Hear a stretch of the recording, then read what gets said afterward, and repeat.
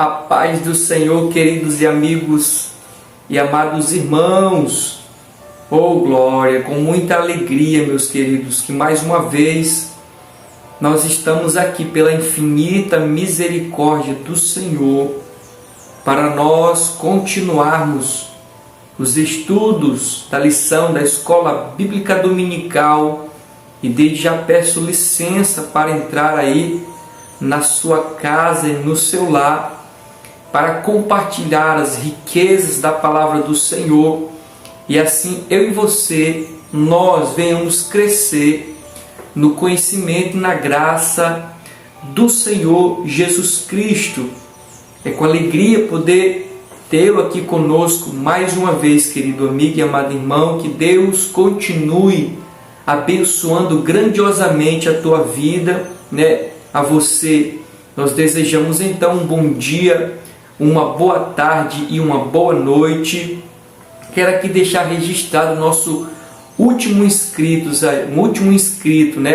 o Josias Rocha, se não me falha a memória, Josias Rocha. Você está vendo aí, se eu estiver lendo errado, mas é este nome aí que está aparecendo na tela. Esse aí foi o nosso último inscrito aqui do canal. Desde já, muito obrigado, querido amigo e irmão, pela sua inscrição aqui no nosso canal. Então vamos para a nossa lição, meus amados? Vamos continuar essa lição, esse trimestre que está espetacular. Cada lição Deus tem nos surpreendido e tem sido uma grande fonte de bênção. Eu digo a você, meu amado, para mim essas lições têm sido maravilhas, como verdadeiro maná que vem do céu. Então, acompanhe aí na tela. Esse aí é o título da lição nossa que está regendo os 3 meses, O título que rege os 3 meses. O apóstolo Paulo, lições da vida e ministério do apóstolo dos gentios para a igreja de Cristo, Então, esse aí, meus amados, é o tema que rege os 3 meses da nossa lição.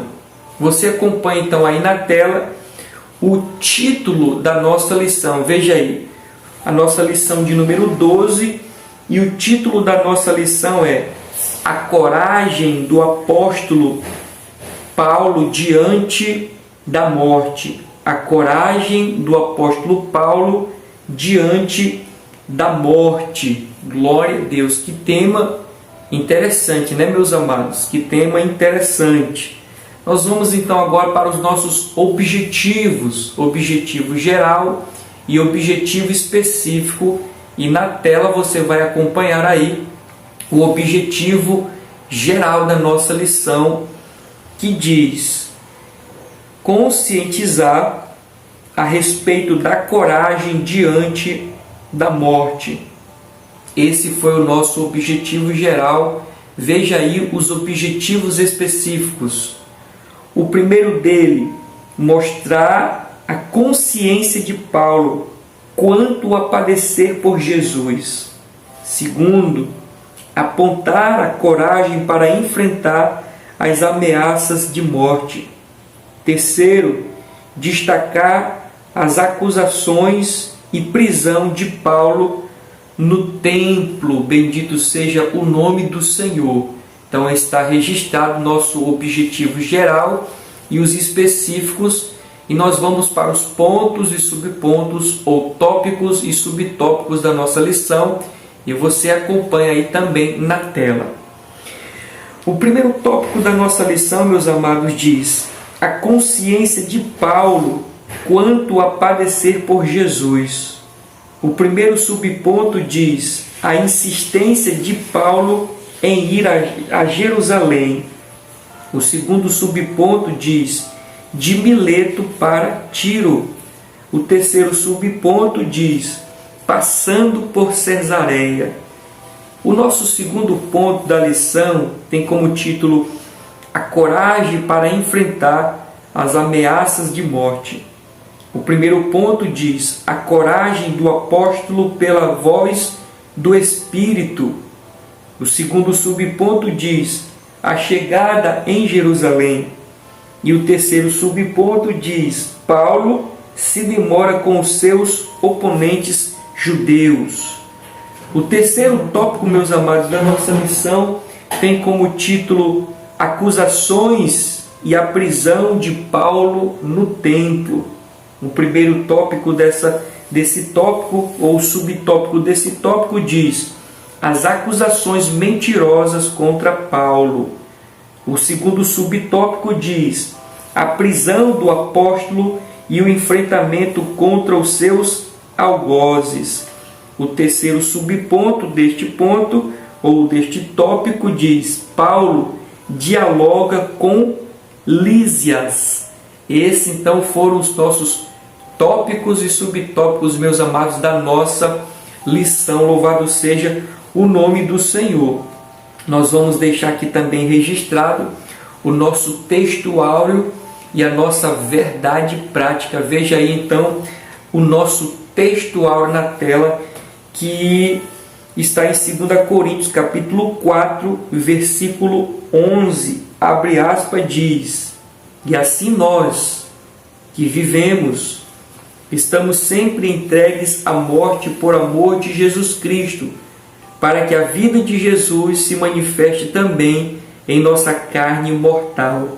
2 Coríntios capítulo 4, versículo 11. Glórias ao nome do Senhor. Essa foi a nossa verdade prática, essa foi o nosso texto áureo, desculpa, e nós vamos agora para a nossa verdade prática. Você também acompanha aí na tela.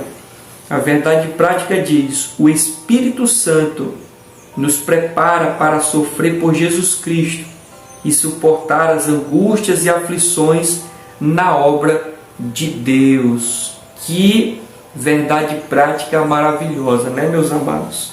Então, como sempre, e de maneira didática, meus amados, eu faço isso, trazendo como está estruturada a nossa lição. E agora nós vamos propriamente para a nossa lição. Ainda estou com a garganta um pouco inflamada. Caso eu venha tossir ao longo da lição, meus amados, que vocês possam me perdoar, mas fazemos isso para a glória do Senhor Jesus Cristo. Como os irmãos sabem, e deixo aqui muito claro, nós temos essa particularidade aqui nesse canal, meus amados, que é tentar extrair o máximo da nossa lição. Então, eu quero destacar aqui alguns pontos do nosso tema, do título da nossa lição, né? Vale dizer que este tema aqui, a coragem do apóstolo Paulo diante da morte, é um tema oportuno, né? O tema é muito sugestivo, o tema é muito oportuno, porque nós estamos vivendo um tempo como esse, um tempo onde o mundo está de ponta cabeça. Ninguém entende mais ninguém, ninguém consegue se entender. Estamos vivendo a era da depressão, estamos vivendo a era da ansiedade, doenças psicossomáticas, doenças que afligem a alma, doenças que atingem o espírito, o corpo das pessoas no sentido físico estão fragilizadas, a economia está desestabilizada, né? O sistema político está todo corrompido, o sistema religioso está todo corrompido. Esse é o cenário que nós nos encontramos. E ainda mais a questão de doenças que estão vindo aí, os irmãos têm acompanhado o que tem acontecido não somente no Brasil, mas no mundo inteiro, né? Essa doença assolando a humanidade, né? E a morte está mais próxima, né? Devido a muitas questões, a morte está mais próxima. Por isso que eu digo que esse assunto é um assunto pertinente para os nossos dias, devido às circunstâncias que nós estamos vivendo. E nós vamos ver qual é a postura do cristão diante de situações adversas, tomando como base aqui a vida do apóstolo Paulo. Mas, ao olhar ainda para o título da nossa lição, além de Paulo ter coragem diante da morte, eu destaco aqui 3 personagens que a Bíblia também nos revelam, né, que não temeram a morte, né, que passaram por essa situação e não temeram a morte. Nós temos aqui Daniel na cova dos leões, que esteve ali diante daquela situação que para muitos, né, seria desesperador, mas ele confiou no Senhor e o Senhor assim lhe deu vitória. Nesse caso de Daniel, Deus deu vitória para Daniel de maneira que de fato ele não passasse pela morte, mas naquela circunstância, mas chegou bem próximo. Nós temos aqui os 3 jovens da fornalha, né, que eram ali contemporâneos de Daniel, os amigos de Daniel, que estiveram ali na fornalha de fogo ardente, né, foram aquecidas 7 vezes mais aquela fornalha, mas por uma questão sobrenatural e a presença do Filho de Deus ali naquele lugar, a Bíblia diz que nem um cabelo, né, nem uma linha da roupa daqueles jovens foi queimado, porque Deus ali deu vitória. E também eles alcançaram da parte de Deus o livramento, assim como Daniel. Mas no Novo Testamento nós vemos um homem que esteve diante da morte e não foi poupado, né? A morte de fato o alcançou, e diga-se de passagem de uma maneira bem terrível, que foi Estevão. Estevão, ele foi ali apedrejado, ele viu os céus abertos, ele viu o Senhor à destra de Deus, mas passou por esta situação, enfrentando a morte. E diante dos seus algozes ali, interessante que ele teve a mesma atitude de Jesus Cristo, dizendo: Pai, perdoa-os, porque eles não sabem o que fazem. E o apóstolo, no caso Estevão, né? Estevão passou por esta situação de morte. E esses são os exemplos que eu queria trazer, dentre tantos outros que existem na Bíblia Sagrada, meus amados, assim como Paulo, né, que esteve diante da morte. Mas eu destaco ainda algumas coisas do nosso título, do título da nossa lição. Por exemplo, meus amados, diz: a coragem de Paulo diante da morte. A coragem do apóstolo Paulo diante da morte. Eu destaco aqui para nós, meus amados, e assim a Bíblia também nos ensina, existem 4 tipos de morte. Existem 4 tipos de morte. Já que nós estamos falando da atitude de um homem, Paulo, né, diante de uma situação que é a morte, nada mais, nada menos nos leva a querer conhecer a respeito desta situação, dessa circunstância chamado morte. Mas além do que nós imaginamos, essa questão da morte é muito mais ampla, a ponto de nós identificarmos 4 tipos de morte, é o que eu passo a dizer agora aqui para os irmãos. Então nós temos 4 tipos de morte. Se você quiser anotar aí e quiser trazer para a sua classe, né, a sua sala, os seus alunos, né, nós temos a primeira dela, a natural. Você encontra isso em Gênesis, no capítulo 3, versículo 19. Nós temos a segunda, que é a espiritual, está em Gênesis, no capítulo 3, versículo 24, e Efésios, capítulo 2, versículo 1. Nós temos a segunda morte. A primeira é natural, a segunda é espiritual, a terceira morte é a segunda morte. É assim que a Bíblia chama, segunda morte, que para nós, na nossa lista aqui, é o terceiro tipo de morte que existe. E você encontra em Apocalipse a referência, né? Apocalipse capítulo 21, versículo 8. E morte para o pecado é o nosso quarto tipo de morte. Morte para o pecado. Você encontra em Romanos, no capítulo 6, no versículo 2. Então, o que seria a morte natural? É essa morte que nós estamos acostumados, que todos aqueles que estão no mundo com certeza absoluta, mais cedo ou mais tarde, e de maneira, que não dá para fugir, não dá para escapar, nós iremos nos encontrar. É a morte natural. Só que tem aquela morte espiritual. O que seria a morte espiritual? Seria viver distante do Senhor. Por exemplo, em Gênesis, no capítulo 3, versículo 24, Jesus disse assim: se vocês comerem, o contexto diz, se vocês comerem do fruto desta árvore, vocês vão morrer. E observa que eles comeram e se cumpriu o que Deus havia falado. Eles morreram. Mas não foi a morte natural, foi a morte espiritual. Ou seja, você observa que Deus agora expulsa eles do jardim. Os homens saem da presença de Deus, se distanciam de Deus, e essa é a morte espiritual. É a segunda morte.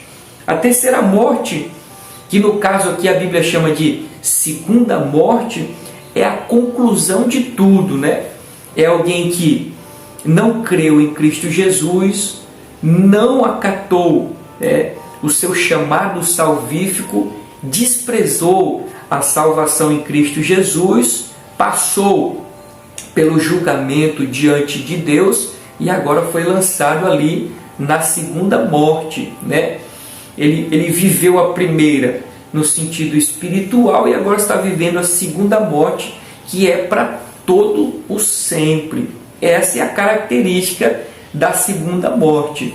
É uma morte que vai durar por toda a eternidade. É a alma da pessoa viver no inferno, no Hades, para todo sempre, um lugar de tormento, como diz a Bíblia Sagrada. E o quarto tipo de morte é a morte pelo pecado. A Bíblia diz que nós nascemos no pecado, mas a partir do momento que nós tomamos consciência desse pecado, que nós precisamos de um Salvador, olhamos para Jesus como nosso único e suficiente Salvador, chegamos a Ele e pedimos perdão, a Bíblia diz que nesse ato nós estamos agora morrendo para o pecado, ou seja, nós morremos e renascemos em uma nova criatura, como disse Jesus Cristo ali para Nicodemos, Nicodemos, é necessário nascer de novo, nascer da água e do Espírito. Então, quando alguém aceita Cristo como seu Salvador, é como se um sepultamento estivesse acontecendo, mas ao mesmo tempo uma ressurreição. Os pecados, morrendo para os pecados e vivendo agora para Deus, segundo a vontade do Senhor Jesus Cristo. Então, esses são os 4 tipos de morte que nós encontramos, meus amados, na Bíblia Sagrada. Há quem acrescente mais um, que é a morte de Jesus Cristo. Alguém acrescenta aí mais um, completando aqui os 5 tipos de morte. Mas eu gosto de considerar 4 tipos de morte para o nosso aprendizado.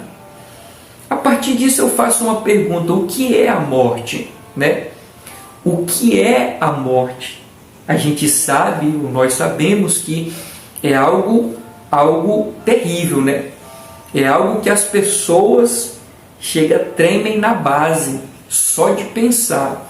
Alguns não gostam nem de ouvir e nem de falar. Mas o que é a morte, Essa é uma pergunta interessante e nós precisamos chegar no entendimento.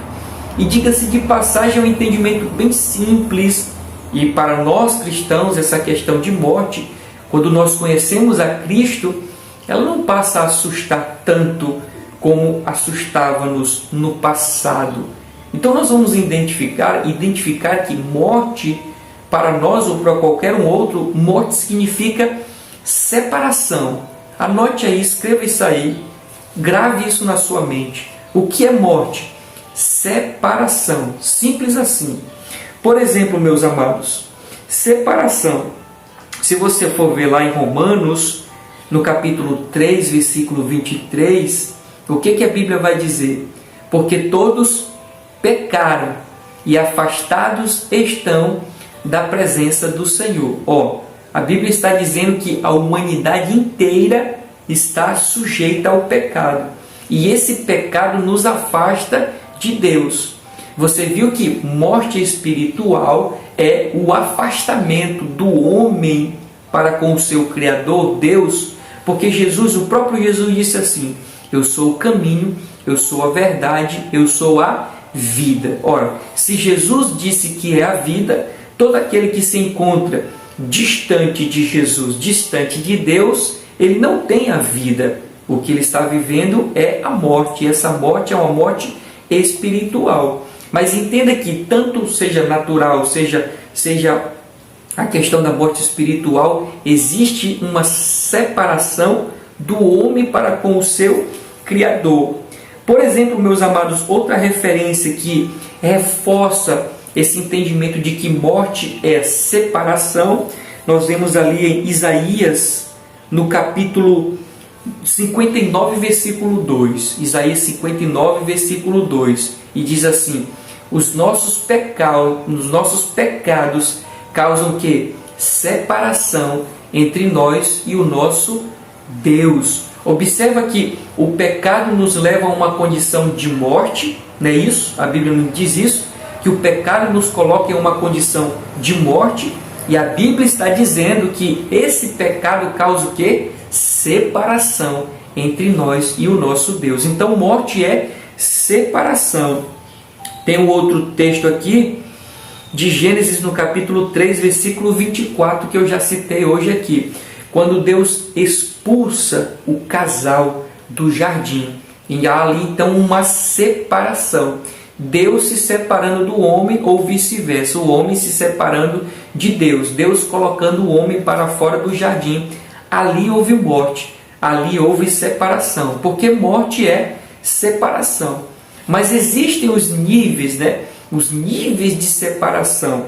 Por exemplo, meus amados, existem 3 aqui, eu destaco 3 aqui para nós. Quando nós pensamos em morte, nós pensamos, morte é separação. Mas separação de quê? Primeiro, a separação dos entes queridos. Não é isso? Quando alguém morre, agora pensando na morte natural, não é a separação dos seus entes queridos, de maneira que aquela pessoa não vai ver mais os seus entes queridos, nem os seus entes queridos vão ver mais aquela pessoa que foi morta, logicamente. Então está aí a separação entre os seus entes queridos. A segunda situação de separação é a alma do corpo. Há uma separação. Quando alguém morre, há uma separação. O corpo ou a alma sai do corpo. Há aqui também uma separação. E a terceira, meus amados, que é onde vai culminar uma das mortes, né? Uma gerando consequência ou trazendo como consequência a outra, que no caso agora a separação deste mundo para o outro mundo. Morte é separação. Separação entre os entes queridos, separação entre o corpo e a alma, separação desse mundo para o outro mundo. E eu disse que essa separação ela vai culminar em um outro tipo de morte, que a Bíblia diz que no caso é a segunda morte. Mas existe a separação deste mundo para o outro mundo. Louvado seja o nome do Senhor. Amém, meus amados? Está interessante, não está? Vamos agora para o nosso textuário. O textuário diz assim: e assim nós que vivemos, estamos sempre entregues à morte por amor de Jesus, para que a vida de Jesus se manifeste também em nossa carne mortal. Eu digo aos irmãos que se nós fôssemos focar nesse texto, meus amados, levaríamos horas e horas debulhando muita coisa aqui maravilhosa para as nossas vidas, mas eu decidi me conter, né, para não me estender tanto. Mas eu destaquei aqui algumas coisas para nós. Por exemplo, quando o apóstolo Paulo diz, e assim nós que vivemos, eu pergunto, nós não vivemos? Todos nós não estamos vivos? A resposta seria sim. Por isso nós precisamos identificar que sentido aqui o apóstolo Paulo está dizendo. Mas nós, não é isso que ele está dizendo? E assim nós que vivemos, na lógica, todos estão vivos. Só que o apóstolo Paulo não está falando da vida natural. O apóstolo Paulo está falando da vida espiritual, daquela pessoa que estava morta para o pecado e agora vive para o Senhor Jesus Cristo.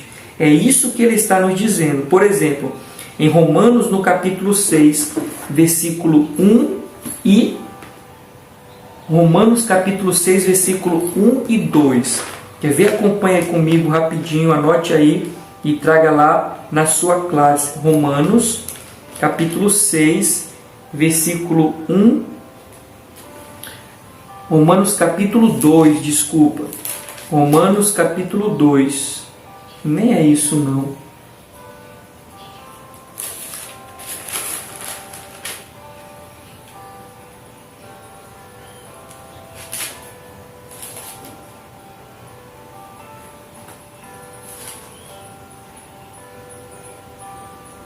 É Romanos capítulo 6 mesmo, meus amados. Romanos capítulo 6, versículo 1 e 2, que diz assim: Que diremos, pois?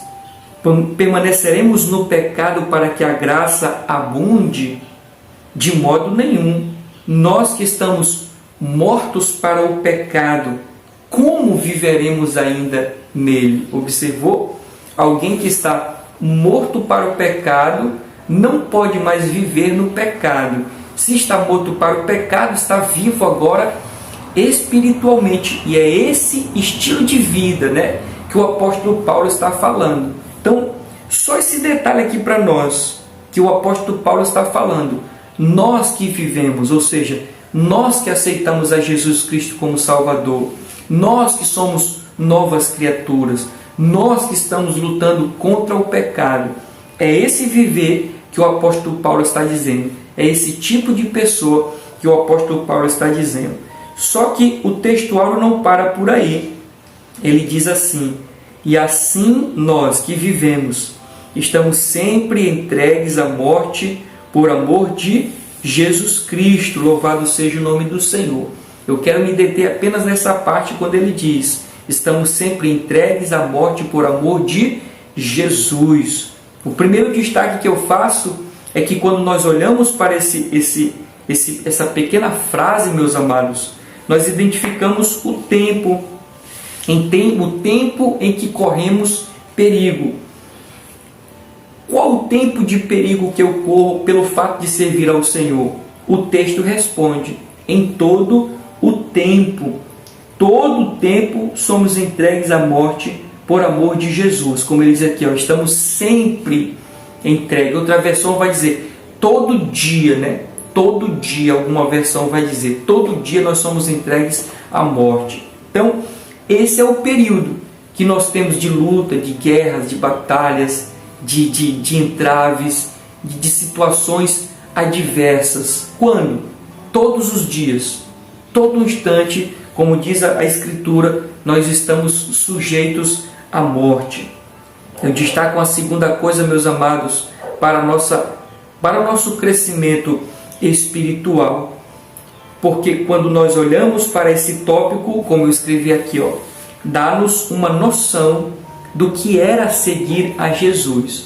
Quando nós olhamos para esse texto, meus amados, nós vamos passar a ter uma noção do contexto do tempo do apóstolo Paulo, do que seria realmente servir ao Senhor. E eu já adianto aqui aos irmãos que há uma diferença muito grande entre a relação o cristianismo atual e o cristianismo dos tempos bíblicos. Há uma diferença gritante, é tanto que o texto diz que aquele que serve ao Senhor, ele está entregue à morte todos os dias, ele está sujeito à morte todos os dias. O próprio Cristo disse isso, meus amados: aquele que quer vir após mim, negue-se a si mesmo, tome sua cruz e siga-me, né? Em outro momento ele diz assim, ó, no mundo vocês terão aflições, mas tem de bom ânimo. Era isso, meus amados, ser servo do Senhor Jesus Cristo. Era isso, ser discípulo de Jesus Cristo. Ou seja, estar sujeito à morte todos os dias. Como muito bem disse um pastor certa vez, amigo nosso. Ele disse que aceitar a Cristo era assinar a sua sentença de morte. Ser discípulo de Jesus no passado, meus amados, é ter a consciência de que iria padecer, de que iria sofrer, de que iria passar por afronta, por humilhação, por morte, por sofrimento. Esse é o contexto do apóstolo Paulo. E quando nós olhamos para esse texto, nós temos essa evidência, como eu ressaltei aqui. Quando nós olhamos para esse texto, nós podemos ver o contexto do que era ser discípulo do Senhor. É sofrer, é padecer e passar pela questão da morte, pelo simples fato de ser discípulo do Senhor Jesus Cristo, né? Vamos mais adiante, meus amados, vamos mais adiante. Eu fiquei pensativo porque para fazer esse balanço entre ser cristão do passado com os cristãos de hoje. Por exemplo, virou moda, né, ser cristão. É um status, né? Ser crente, ser cristão é um status. As pessoas estão tomando muito mais como um status, as pessoas estão tomando muito mais como um estilo de vida do que propriamente viver o cristianismo, né? De dor, de sofrimento, de perseguição, de agrura. É muito mais status, é comercial. O evangelho, o cristianismo virou até um comércio, como muito bem disse o nosso Jesus Cristo, que faria um comércio de vós. Vamos para a verdade prática. O que a verdade prática nos diz e o que nós podemos extrair dela? A verdade prática diz: o Espírito Santo nos prepara, olha só, o Espírito Santo nos prepara para sofrer por Jesus Cristo e suportar as angústias e aflições na obra de Deus. Então, quando eu olho, meus amados, para a nossa verdade prática, eu destaco aqui algumas coisas, porque o texto diz: o Espírito Santo nos prepara para sofrer. Ou seja, então não é uma capacidade natural. Essa questão do crente sofrer e passar por esse sofrimento, e quem sabe até pela morte, segundo a Bíblia, segundo a nossa revista, não é uma capacidade humana, é uma obra do Espírito Santo de Deus. Estes homens, assim como Estevão, assim como Pedro, né? Assim como os demais apóstolos e o apóstolo Paulo, né? Esses homens, eles passaram pela morte pela ação do Espírito Santo, meus amados. Não foi uma capacidade humana. Eles não venceram porque eles eram mais fortes do que nós. Eles venceram pela ação do Espírito Santo de Deus. Louvado seja o nome do Senhor. E outro detalhe que eu trago aqui, meus amados, eles passaram por isso não como sentindo prazer, né? Eles não sentiam prazer em relação a esse sofrimento ou morte. Por que eu digo isso? Porque nós aprendemos uma situação chamada masoquismo. O que é um masoquista? Eu coloquei aqui para nós, né? O masoquista é a capacidade de sentir prazer na ação de machucar ou ser machucado. O que é o masoquista? É alguém que se sente feliz, é alguém que se sente cheio de prazer e alegria, ou quando ele machuca alguém, ou quando alguém é machucado. Ao ser machucado ou machucar alguém, bater em alguém, ele sente prazer. Eu não estou dizendo que isso seja certo, mas eu estou dizendo que existe esse tipo de pessoas e é diferente dos servos do Senhor. Os servos do Senhor sofrem, os servos do Senhor padecem, mas eles não padecem no sentido de padecer para ter prazer. Não, eles padecem pelo fato de serem servos do Senhor Jesus Cristo. Por exemplo, o próprio Cristo disse que por causa do nome dele nós seríamos perseguidos. Por causa do nome dele nós seríamos odiados. Por causa do nome dele nós passaríamos por diversas situações, né? Por diversas situações. pelo simples fato de servir ao Senhor, de ser servo do Senhor Jesus Cristo. Então, diferentemente do masoquista, né, que sente prazer na dor, não, nós passamos pela dor, mas pelo fato de sermos servos do Senhor Jesus Cristo. Louvado seja o nome do Senhor. Um outro detalhe que eu chamo aqui para nós, porque a nossa verdade prática está dizendo que o Espírito Santo nos prepara para sofrer, inclusive até para passar pela morte. E essa morte aqui, meus amados, não é no sentido, como eu escrevi aqui, no sentido do escapismo. O que seria o escapismo? É morrer para escapar de uma situação. Por exemplo, meus amados, por que muitas das vezes as pessoas vão para a bebida? Por que muitas das vezes as pessoas vão para as drogas, vão se drogar? Porque elas querem fugir de uma realidade, né? É aquilo que nós chamamos de escape. Elas querem escapar de uma situação. Por exemplo, às vezes a pessoa está passando por uma situação ruim na família, né? Ali no âmbito familiar, para que ela não viva aquilo. E quem sabe ela como se fosse dormir num dia, acordar no outro e tudo tivesse resolvido, ela vai para o lado da droga, ela vai para o lado da bebida, ela vai para outras coisas, ou seja, ela tenta fugir, ela tenta escapar de uma realidade. E às vezes algumas pessoas têm a morte assim, meus amados, como esse instrumento de escapar da adversidade da vida, dos problemas da vida, né? Chegando ao suicídio, que é a época que nós estamos vivendo, a era do suicídio, a era da depressão. As pessoas estão na depressão, as pessoas estão na ansiedade, as pessoas estão passando por problemas difíceis e tem como solução a morte. E eu não estou dizendo que quando o Espírito quando o Espírito Santo nos prepara para sofrer ou até passar mesmo pela morte, nós não estamos falando no sentido de escapismo, não, de maneira nenhuma. Estou dizendo que a morte aqui do cristão é consequência por ele ser servo do Senhor Jesus Cristo. Amém, meus amados? Vamos continuar aqui ainda na verdade prática, que a verdade prática no final diz assim, vou ler todo na verdade. O Espírito Santo nos prepara para sofrer por Jesus Cristo e suportar angústias e aflições na obra do Senhor Jesus Cristo. Então, como eu coloquei aqui, naturalmente, aquele que decide seguir a Jesus há de sofrer. Naturalmente.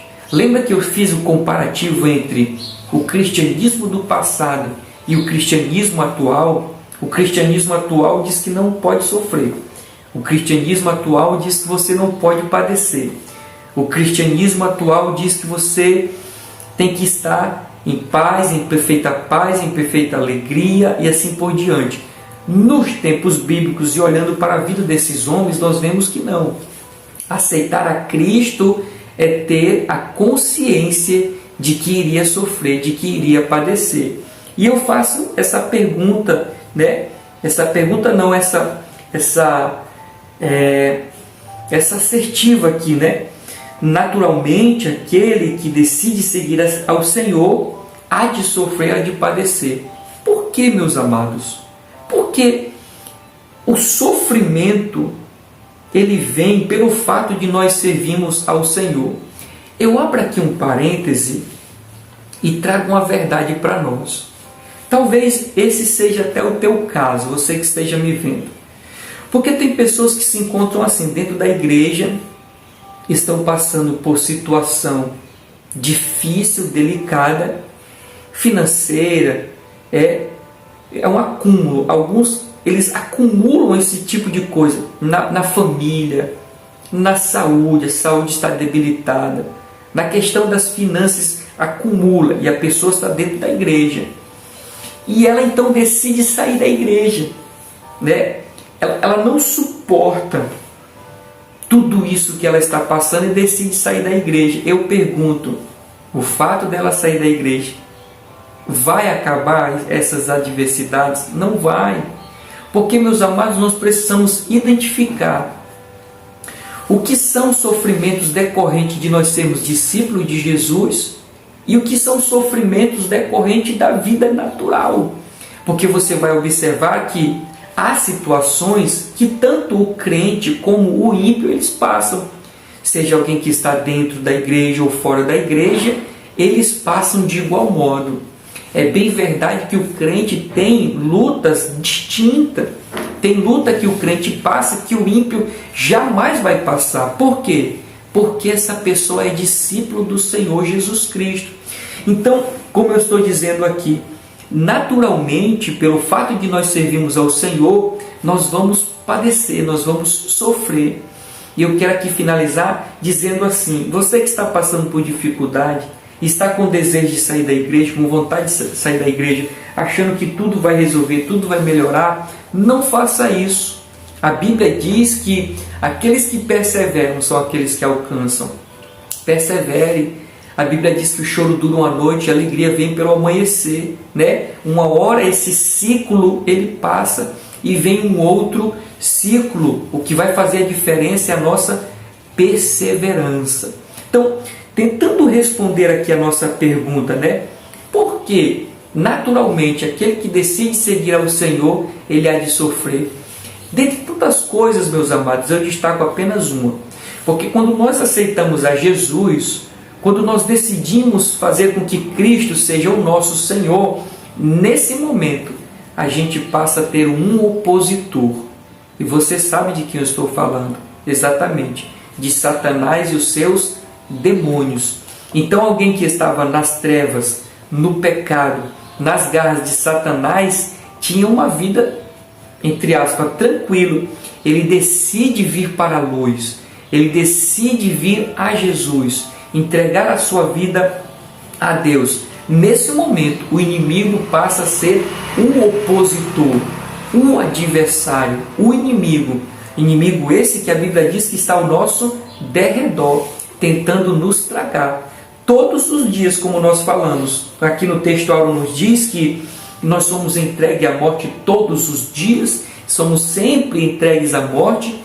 Quando o inimigo vai nos perseguir?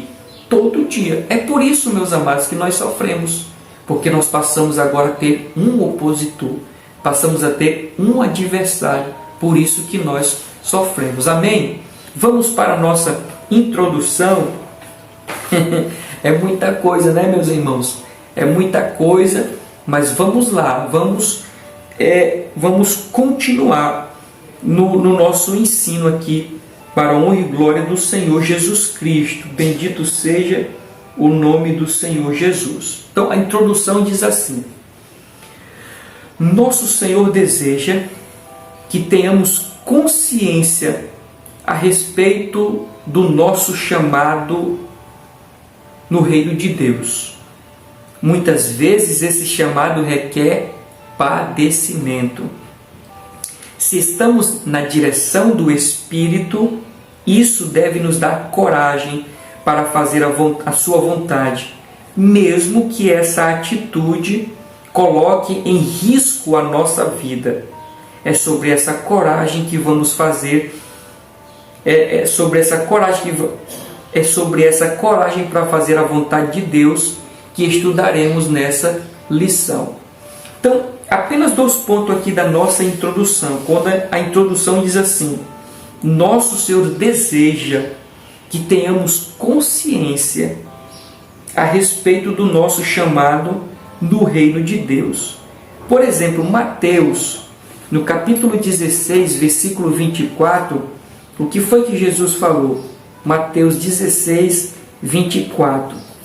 Olha só o que diz a Bíblia Sagrada. Mateus 16, 24, diz assim: então disse Jesus aos seus discípulos: se alguém quer vir após mim, negue-se a si mesmo, ou renuncie-se a si mesmo, né? Dependendo da tradução. Tome sua cruz e siga-me. Quando nós olhamos para esse texto, nós vemos o que é ser discípulo do Senhor. É padecer, é sofrer, é passar por adversidade.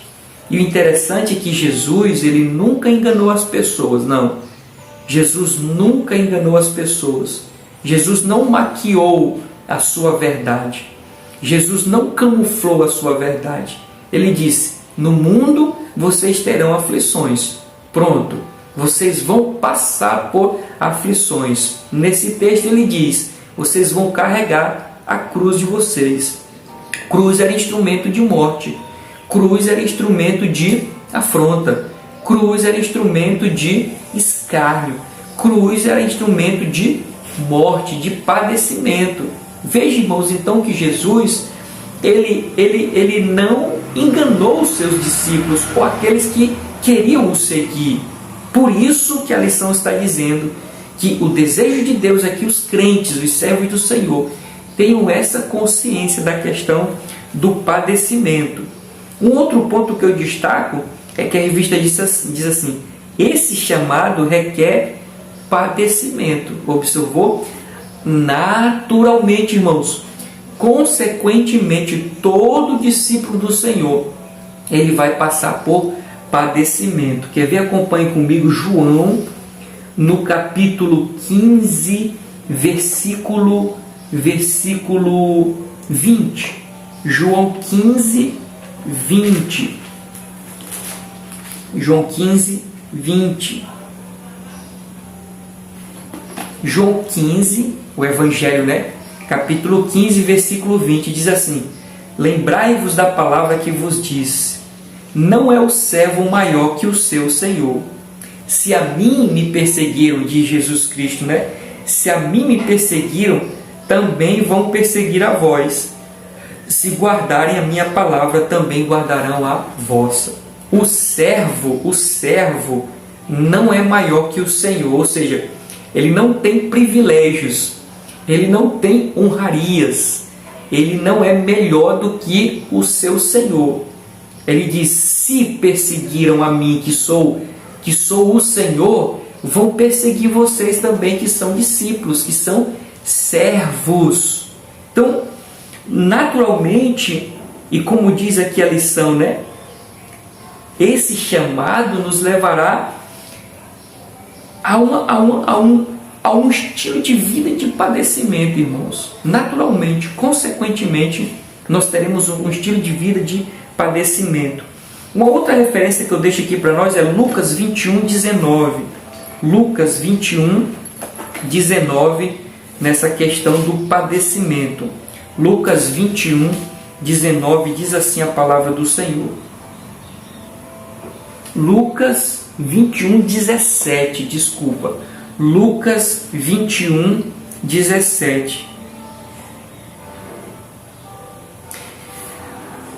Olha como é gloriosa a palavra do Senhor, meus amados. Diz assim, Lucas 21, 17. E de todos sereis aborrecidos, a minha versão. Outra versão diz odiados. E de todos sereis odiados. Por quê? Por causa do meu nome, disse o Senhor. Viu aí, meus amados, que foi quase como um fechamento para aquilo que desde o início praticamente eu venho dizendo, que naturalmente ou consequentemente aquele que decide servir ao Senhor há de padecer. E o texto aqui é muito forte, serão odiados. O mundo nos odeia. Satanás odeia Deus, Satanás odeia Jesus. Se nós refletimos a glória de Deus na terra, Satanás vai nos odiar. Se Satanás nos odeia, os ímpios nos odeiam.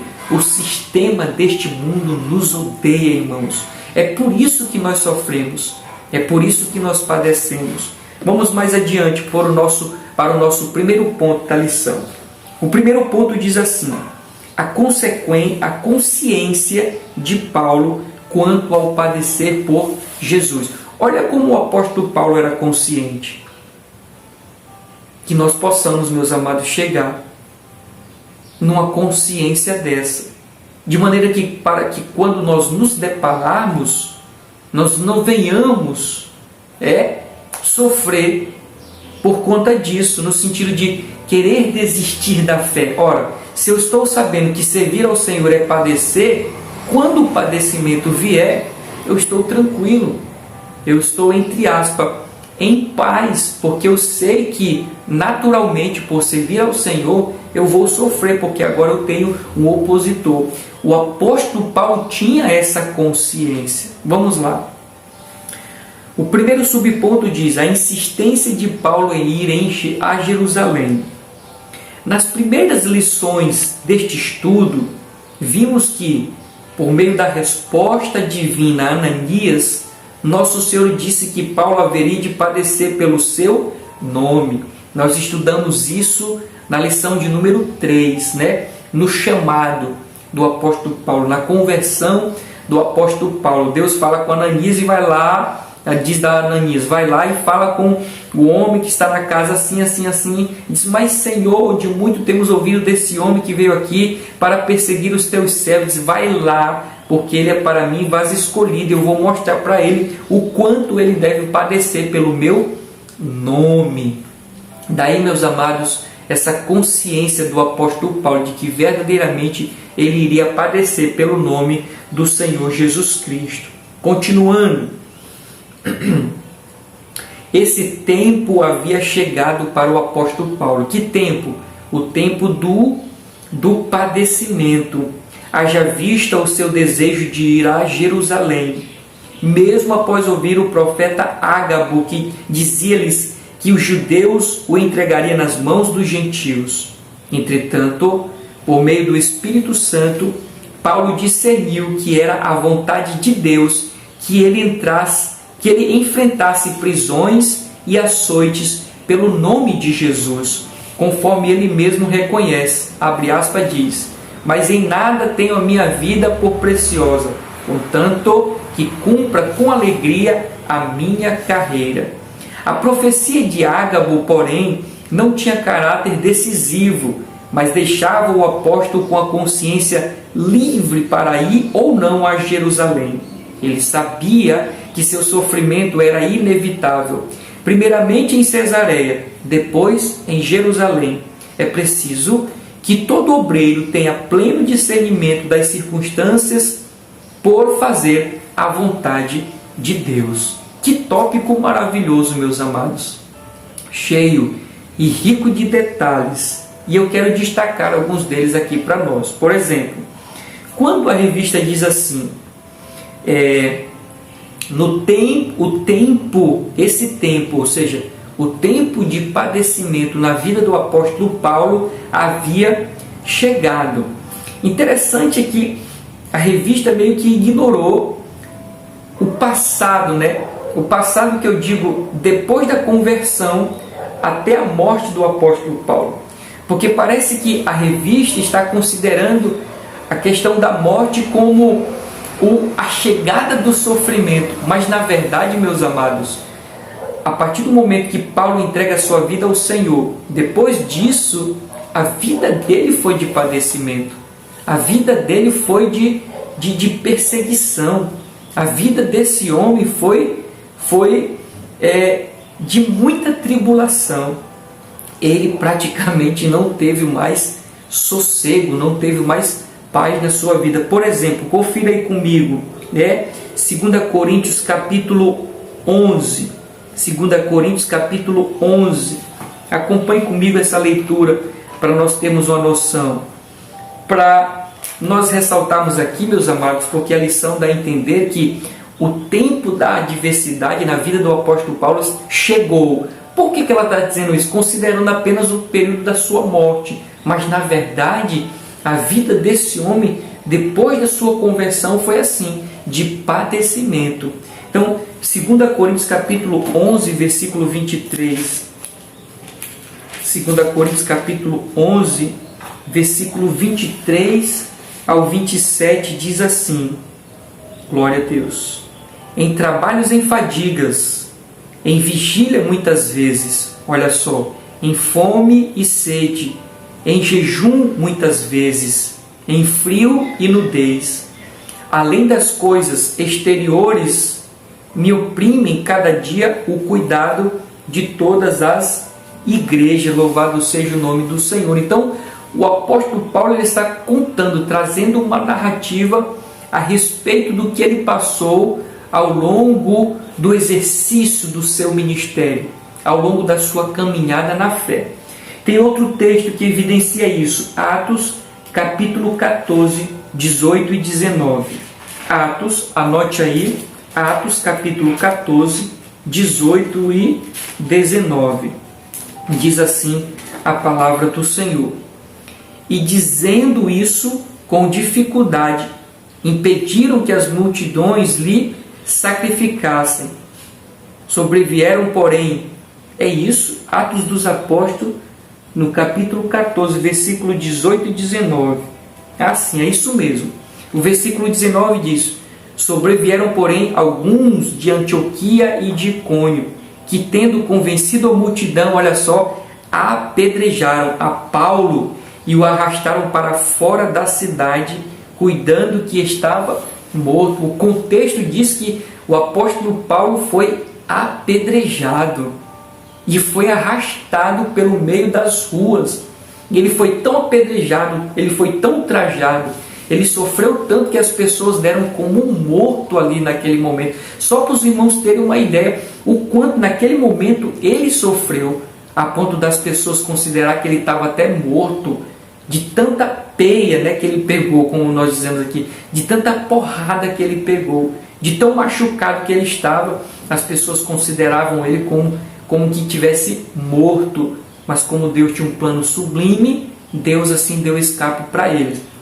Mas o que eu estou querendo destacar aqui, meus amados, é que o ápice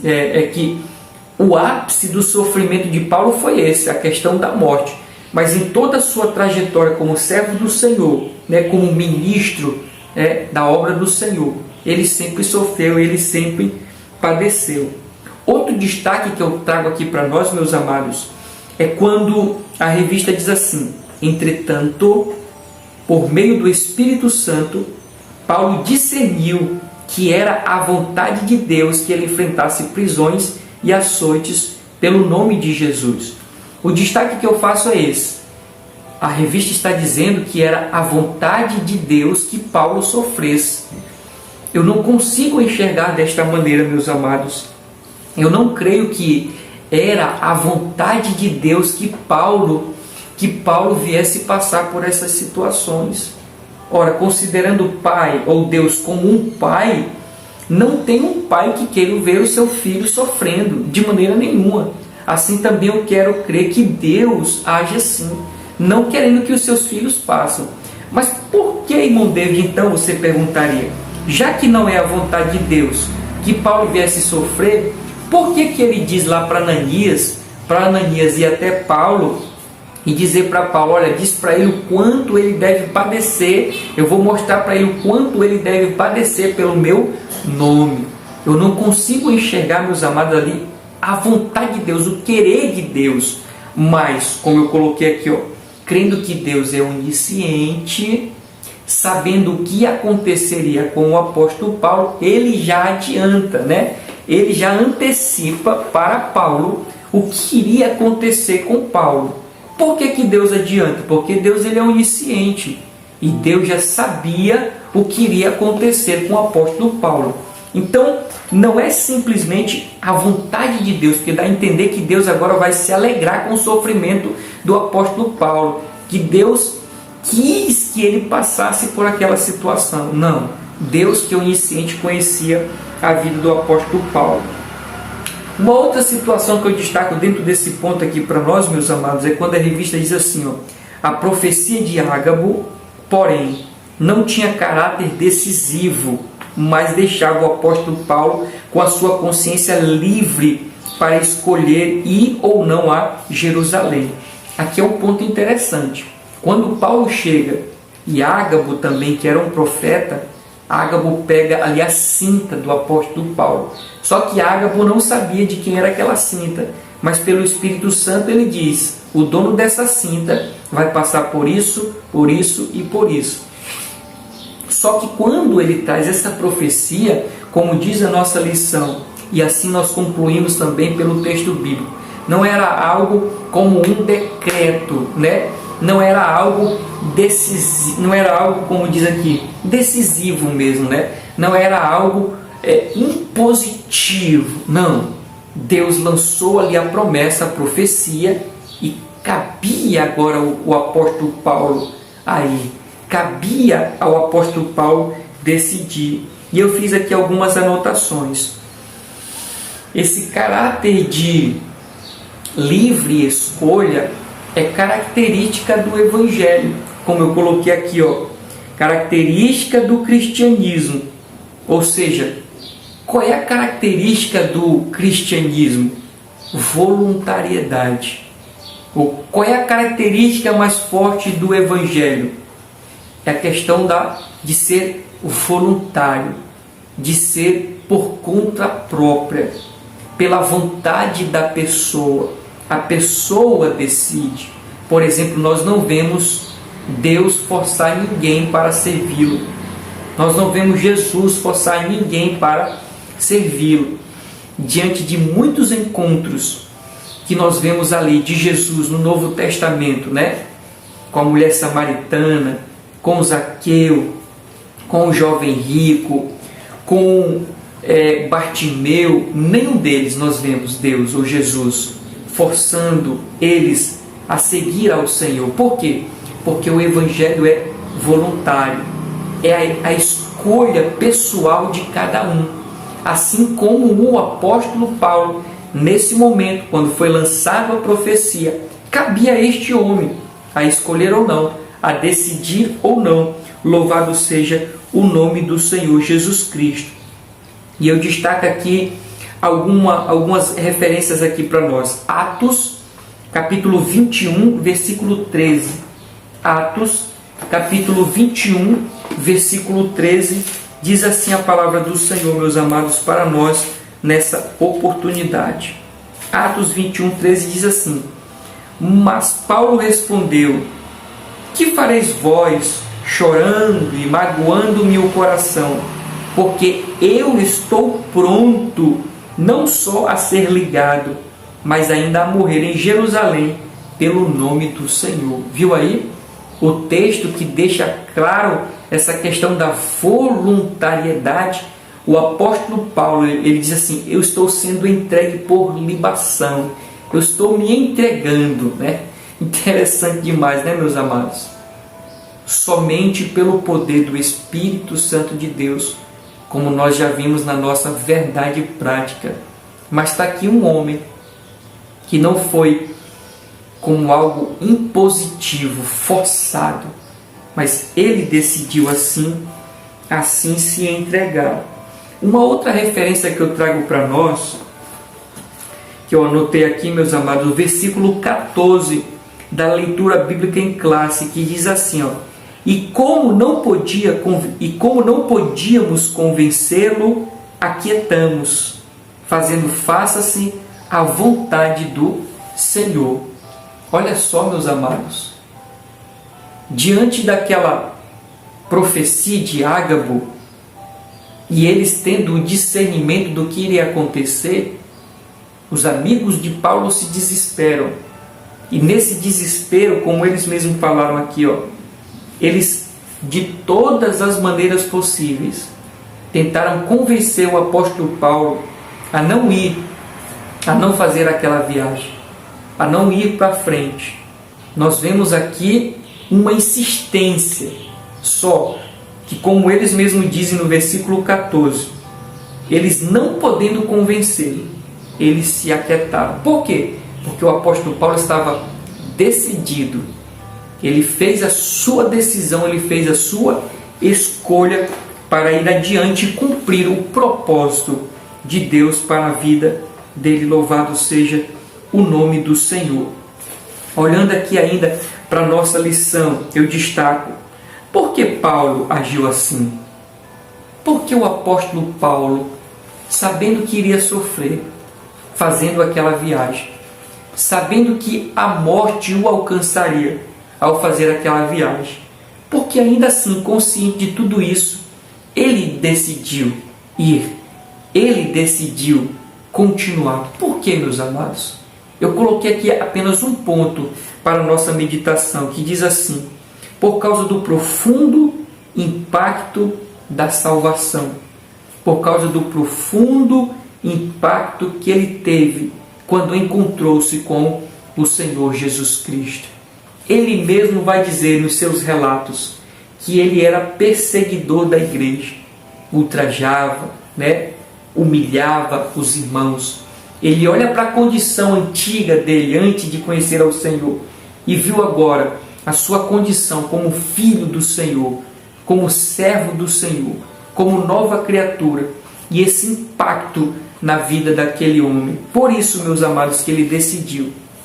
Então, nós concluímos que quando alguém tem realmente um encontro com o Senhor, pode vir a adversidade que vier, ele continua firme, ele continua de pé, porque ele sabe o que Deus fez, faz e ainda fará na vida dele. E nós somos conscientes, meus amados, do que Deus fez em nossa vida. Por isso, este homem, mesmo sabendo que iria morrer, ele continuou a sua viagem por este impacto que ele teve ao encontrar-se com o Senhor Jesus Cristo. Amém, meus amados? Vamos para o segundo ponto aqui, ou segundo subponto da nossa lição, que diz: de Mileto para Tiro. De Mileto para Tiro. A leitura diz: Paulo tomou uma embarcação que ia de Mileto para Tiro. Sua despedida em Mileto foi muito especial. O apóstolo decidiu em seu coração que deveria ouvir a voz do Espírito e partir. Nada mais o prenderia, nem mesmo os filhos da fé que ele fez para Cristo. Em Tiro, Paulo se encontrou com discípulos da cidade, e ali foi que lhe aconselharam a não ir a Jerusalém, olha aí, pois enfrentaria muitas ameaças. Esses irmãos oraram de joelho na praia pelo e com o apóstolo. Nesse lugar havia o bálsamo espiritual misturado com a tristeza da despedida. Esse episódio mostra o quanto devemos cuidar uns dos outros, principalmente quando nos encontramos numa missão espiritual. Então nós vemos aqui, tendo aquela cena na mente de que Paulo recebeu a profecia que iria sofrer, passar pela morte, e ele estava decidido a viver aquilo. Em contrapartida a isso, os irmãos ali fizeram de tudo para ele desistir, mas ele não desistiu porque ele estava decidido. Aqueles irmãos, eles se contentam, eles se aquietam na sua postura e agora começam a entrar num estágio de ajuda mútua. Eles reconhecem que aquilo é o plano de Deus, é a vontade de Deus, é o projeto de Deus, para a vida do apóstolo Paulo. Ele iria passar por aquilo como servo do Senhor para cumprir o seu ministério, o seu chamado. E naquele momento eles caem de joelho e oram, apresentando a Deus a vida do apóstolo Paulo. E a aplicação que a revista traz para nós é que nós deveríamos cuidar uns dos outros, principalmente quando nós estamos em uma missão espiritual. É lindo este sentimento que nós vemos, meus amados, ali nesta cena, olhando para o apóstolo Paulo de joelho com aqueles irmãos, e trazer esta realidade para nós, que, diga-se de passagem, está tão escassa, mas como é lindo quando nós vemos uma igreja, uma igreja que ora, uma igreja que se importa com a dor do irmão, da irmã, uma igreja que ela participa do sofrimento um do outro. Por isso, meus amados, eu conclamo a todos nós nessa oportunidade, a colocar diante de Deus, a pedir, a orar ao Senhor em favor dos nossos pastores, como eu coloquei aqui, dos missionários, dos irmãos na fé. Alguém não consegue orar porque lhe faltam palavras. Na verdade, não faltam nem palavras, nem em que orar. Por exemplo, nós podemos orar pelos pastores, meus amados. para que Deus conserve pastores fiéis, para que Deus conserve pastores tementes a Deus, para que Deus guarde o coração dos pastores em relação ao dinheiro, ao materialismo, para não serem avarentos. Que nós venhamos orar pelos missionários, homens e mulheres, que com a chama nos seus corações deixam casa, deixam famílias e saem, rumo ao propósito, ao cumprimento do propósito de Deus, e lá irão sofrer com certeza. Enquanto eu estou falando aqui com você, e no momento em que você está me escutando, tem pessoas que estão sofrendo, que estão padecendo, e as nossas orações valem em muito, meus amados, em relação a essas pessoas, no sentido de que Deus venha guardar, venha proteger, venha abençoar, venha dar graça, venha dar poder, e continuar usando a vida desses homens, dessas mulheres. Nós podemos orar uns pelos outros. Quantas pessoas você sabe que está fraca na fé, precisando de uma palavra, de um apoio, de um ombro amigo, de uma mão estendida, de saber que tem alguém que está orando por ele, de saber que tem alguém que está orando por ela. Só nesse aspecto, meus amados, tem pessoas que já recobram parte de suas forças em saber que tem: olha, irmão, eu estou orando por você, olha, irmão, eu estou orando por você, para Deus lhe dar vitória. Isso já é motivo suficiente para alguém já se reerguer, e você pode ser a diferença na vida de alguém. Então, meus amados, oremos como esses irmãos que oraram pelo apóstolo Paulo, sabendo da dificuldade que eles enfrentariam. Oremos pelos nossos pastores, oremos pelos nossos missionários, oremos uns pelos outros, e o nome do Senhor venha a ser glorificado. Vamos para o nosso terceiro subponto da nossa lição, meus amados. Essa lição está maravilhosa, E a leitura diz assim: passando por Cesareia. Nesta cidade, o apóstolo aproveitou a ocasião para fortalecer a fé dos cristãos de Cesareia. Ali Paulo encontrou um dos diáconos eleitos em Jerusalém, que se tornara um evangelista inflamado pelo Espírito Santo, Filipe. Este recebeu e hospedou o apóstolo e seus companheiros em sua própria casa. Segundo a narrativa de Lucas, Filipe era homem espiritual e suas 4 filhas donzelas eram profetisas. Nessa permanência de 8 dias em Cesareia, Paulo não se organizou para ficar mais tempo e resolveu seguir pela estrada até Jerusalém.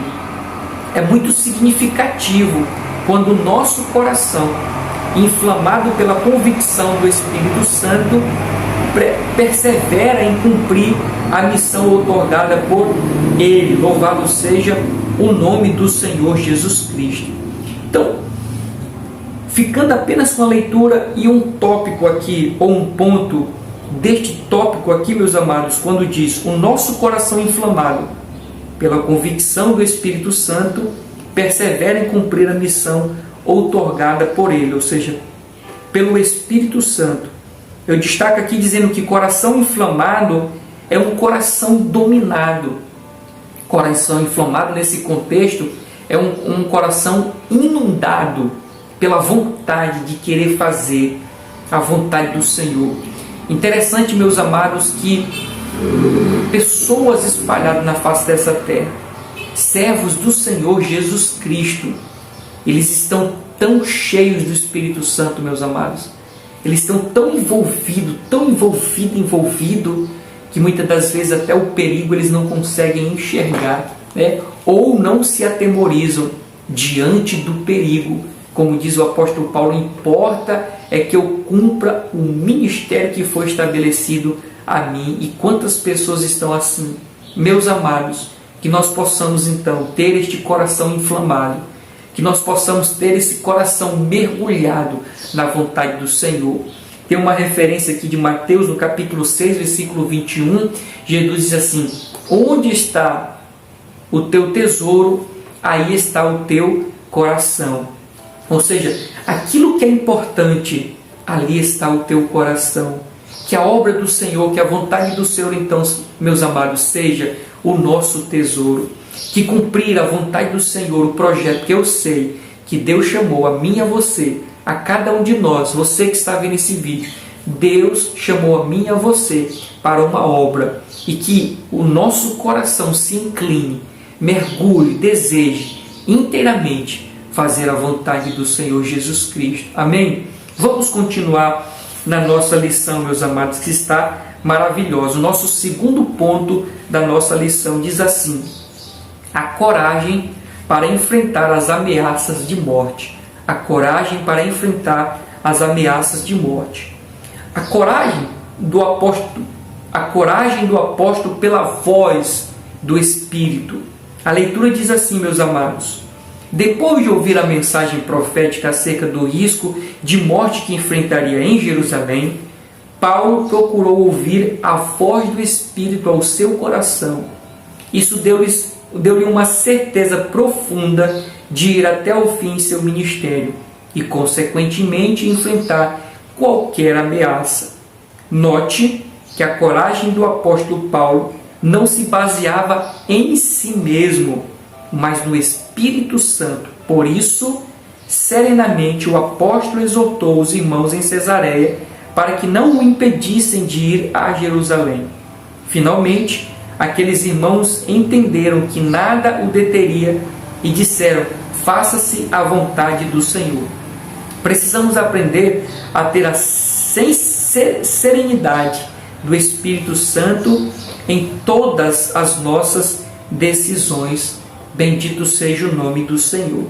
Então, a revista está dizendo que, além da profecia dada por intermédio de Ágabo, o Espírito Santo falou ao coração de Paulo, o sensibilizando para cumprir aquilo que Deus havia estabelecido. E o ponto que eu destaco aqui para nós, meus amados, é quando diz assim: precisamos aprender a ter serenidade para ouvir a voz do Espírito Santo. Eu trocaria a palavra serenidade por sensibilidade. Precisamos ter a sensibilidade para ouvir a voz do Espírito Santo. Como eu coloquei aqui, Paulo não agiu na emoção. Paulo não foi emotivo. Ele não deixou com que as suas emoções o dominassem. Quantas pessoas nós vemos, meus amados, hoje sofrendo na obra? Não porque é característico do sofrimento a obra, mas é porque deixaram com que a emoção lhe dominasse e eles acabaram tomando decisões ou atitudes que nem eram da vontade do Senhor. Eles simplesmente foram na emoção. Isso acontece muito no âmbito das missões. E eu tenho uma frase que diz assim, que missões não é emoção, é pé no chão. Louvado seja o nome do Senhor. E aqui nós vemos, meus amados, um homem que estava caminhando para a morte. E ele foi conscientizado pelo Espírito Santo de Deus. Ele não foi guiado pelas suas emoções. Nós precisamos ter cuidado, meus amados, em relação a isso, para que nós não venhamos ser guiados pela emoção, no emocionalismo, mas ter o pé no chão, ter consciência do que nós estamos fazendo. Louvado seja o nome do Senhor. Eu coloco aqui mais um ponto que eu destaquei. Paulo foi motivado pelo Espírito Santo de Deus. É tanto, meus amados, que quando realmente nós temos o chamado, o propósito de Deus na vida da gente, por mais dificultoso que seja, nós não desistimos, porque é o Espírito Santo que está dentro de nós, como nós já vimos lá, o Espírito Santo capacita o crente para sofrer. Então, por mais doloroso, por mais afrontoso que seja fazer a obra, levar adiante o reino, o Espírito Santo nos conforta. O Espírito Santo de Deus vai trabalhando na nossa vida de maneira que nós conseguimos chegar até o final, concluir a nossa missão. E somado a isso, Paulo não foi levado pela emoção, mas pelo toque do Espírito Santo de Deus. Aí eu trago mais uma verdade aqui para nós a respeito dessa questão das decisões, porque a nossa lição diz assim, precisamos aprender a ter a serenidade do Espírito Santo em todas as nossas decisões. Não são 50% das nossas decisões, 75% das nossas decisões. São todas as nossas decisões. Elas devem ser tomadas. Todas as nossas decisões, elas devem ser tomadas com base na voz do Espírito Santo, né? No desejo de Deus, na vontade de Deus. Por isso nós precisamos, em todas as decisões que precisamos tomar, meus amados, buscar a Deus, buscar a orientação de Deus, buscar querer saber qual é a vontade de Deus, se Deus está naquele negócio, se Deus não está naquele negócio, porque diga-se de passagem, meus amados, e como diz também a Bíblia Sagrada, né? A lei da semeadura. Se nós plantamos ou escolhemos mal, nós vamos colher coisas más. Mas se nós plantamos ou escolhemos coisas boas, iremos com certeza colher coisas boas. Então, que nós possamos considerar a voz do Espírito Santo, a vontade de Deus, em todas as nossas escolhas. Amém, meus amados? Vamos para o nosso segundo subponto, do segundo ponto da nossa lição, que diz: a chegada em Jerusalém. Aqui eu vou fazer uma leitura, o tópico 2 e o tópico 3, e fazer apenas uma aplicação, tá bom?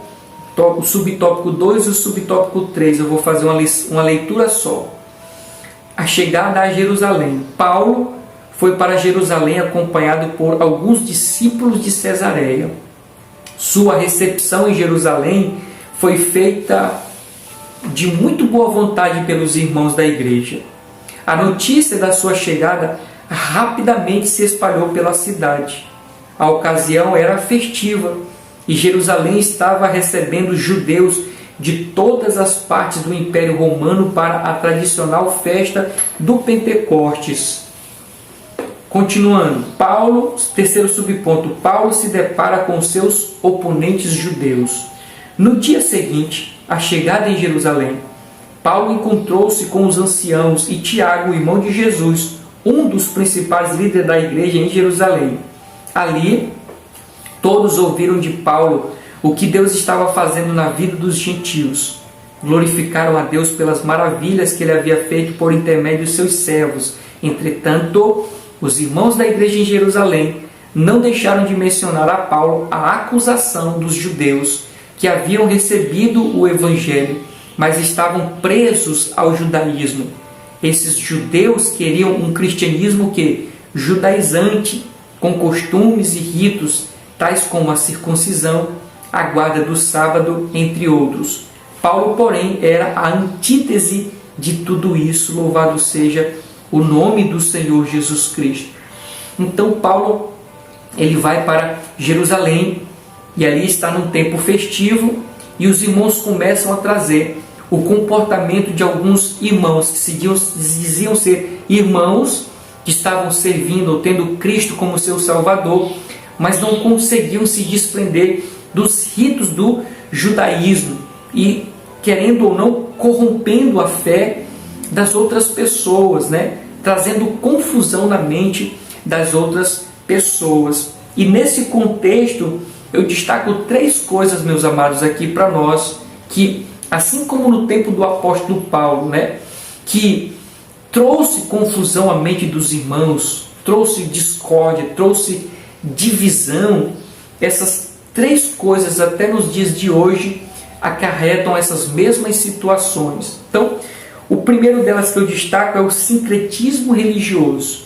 São 3 coisas que nós encontramos no cristianismo de hoje, que é o sincretismo religioso. Na lição passada nós falamos a respeito disso, sobre o sincretismo religioso, que é a igreja pegar situações de outras religiões e tentar aplicar dentro do seu culto, dentro da adoração a Deus, dentro da liturgia, né? Acrescentar coisas dentro da liturgia, e isso é um mal terrível, meus amados, para a igreja do Senhor Jesus Cristo. Por exemplo, algumas pessoas, né, querem o dia do Yom Kippur, né, o dia do perdão, Yom Kippur. Então nós estamos vivendo, meus amados, um judaísmo, as pessoas trazendo tudo aquilo que os judeus praticavam. Nós vemos aqui no Brasil muitas igrejas, homens e mulheres que se vestem como judeus, as suas igrejas, seus templos, né, são tudo cheio de artefatos, tudo organizado como se fosse no tempo dos judeus. Tem arca, tem uma série de coisas. Então nós estamos vivendo esse sincretismo religioso, além da questão da areia, da rosa, do cimento, do óleo, enfim, tantas outras coisas que as pessoas vão se utilizando, agregando a fé, de maneira, meus amados, que a Bíblia, quando é pregada, já não é mais suficiente. Há muitas igrejas que, se não tiver o lenço, se não tiver a toalha, se não tiver o travesseiro, se não tiver o óleo, para ela essa igreja não serve. Para muitos essa igreja não presta. Então as pessoas estão perdendo o anseio por essa escritura, o desejo por essa palavra, e vivendo a sua vida num sincretismo religioso. E diga-se de passagem, a Bíblia diz, o próprio Cristo diz que viriam muitos falsos mestres, profetas, e enganariam a muitos, porque as pessoas estão abrindo mão da palavra do Senhor, meus amados, e se curvando diante de um sincretismo religioso, que é um mal terrível. O segundo mal que nós vemos dentro das igrejas, meus amados, e como eu disse na lição passada, é algo crescente, são as heresias, ou seja, os falsos ensinos, ou seja, a corrupção do texto bíblico. As pessoas pegam o texto e interpretam a sua maneira, interpretam da maneira como eles imaginam que deve ser interpretado. Por exemplo, por esses dias houve um rebuliço aí nas redes sociais de um pastor dizendo que a Bíblia ela precisa ser atualizada. Ou seja, esse pastor está dizendo que nós precisamos fazer uma releitura da Bíblia olhando para a sociedade. O que esse pastor não consegue entender, meus amados, é que a Bíblia ela não se amolda à cultura ou à sociedade. É a sociedade que se amolda à Bíblia Sagrada. Aqui está o erro ou o equívoco desse pastor. Mas ele diz que nós precisamos fazer uma releitura da Bíblia Sagrada. Daí começa as heresias, meus amados. E nós estamos vivendo tempos terríveis em relação às heresias. Milhares e milhares e milhares de heresias, de falsos ensinos estão surgindo dentro das comunidades evangélicas, dentro das igrejas evangélicas. Só Deus para ter misericórdia.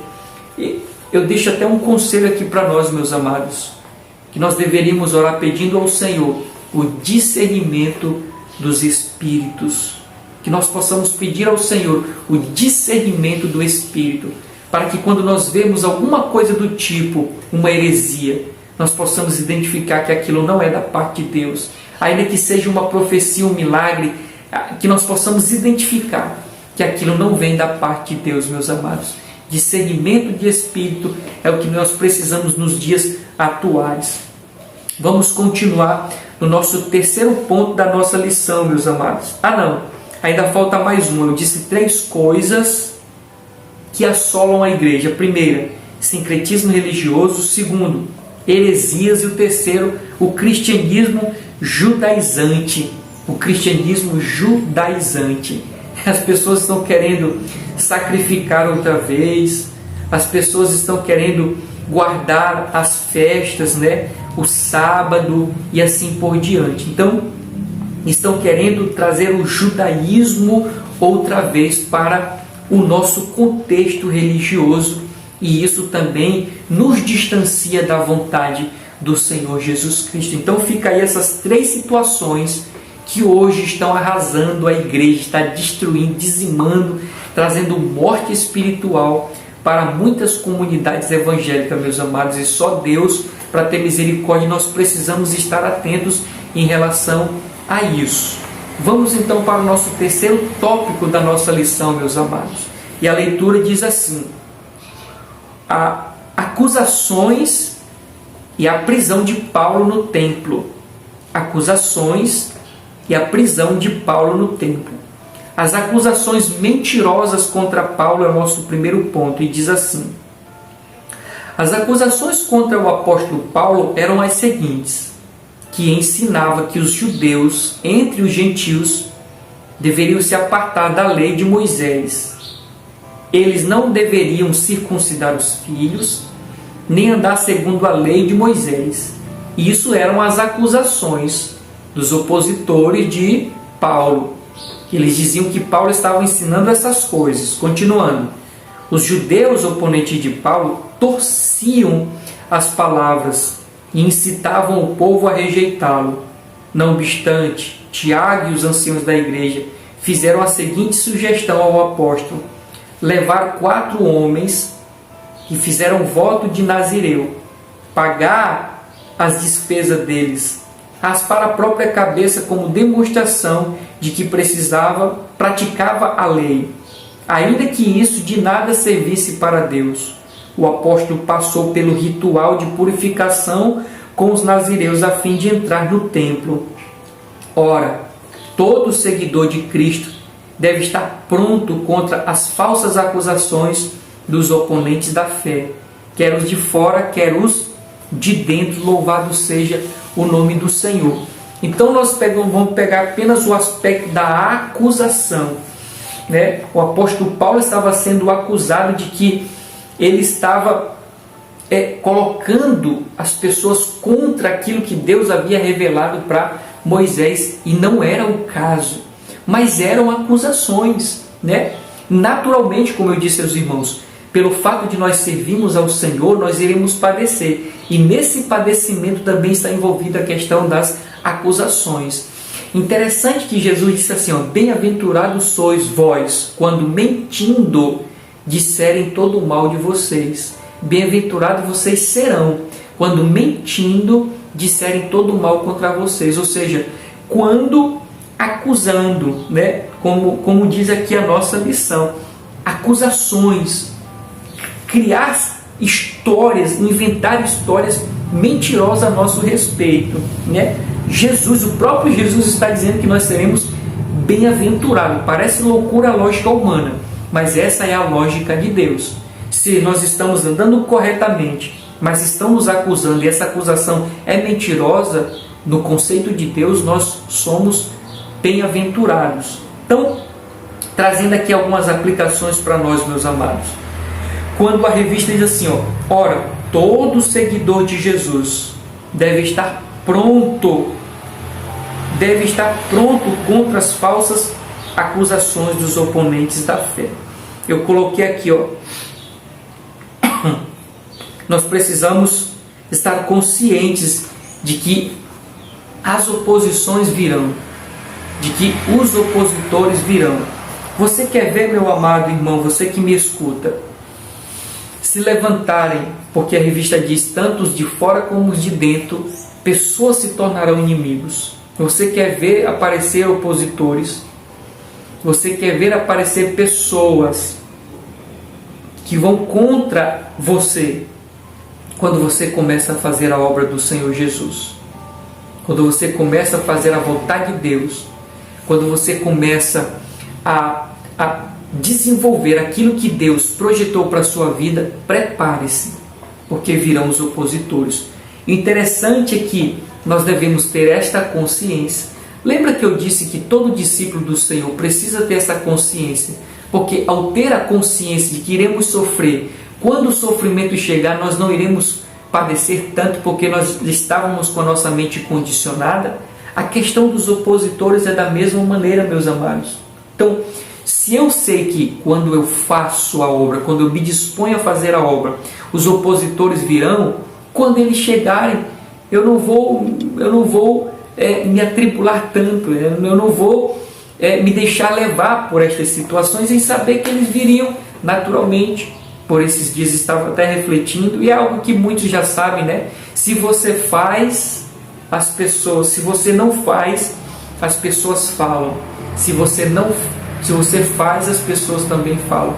Sejam fazendo, elas falam. Sejam não fazendo, elas falam. Então, eu prefiro fazer. Elas falem, mas eu fazendo, executando a obra do Senhor Jesus Cristo. Ainda dentro desse tópico, eu destaquei aqui, a Bíblia, porque a leitura da revista diz assim: ora, todo seguidor de Jesus deve estar pronto contra as falsas acusações dos oponentes da fé, quer os de fora, quer os de dentro. Então tem os opositores da fé. Eu coloquei aqui, a Bíblia é odiada, porque nela tem o que os homens odeiam.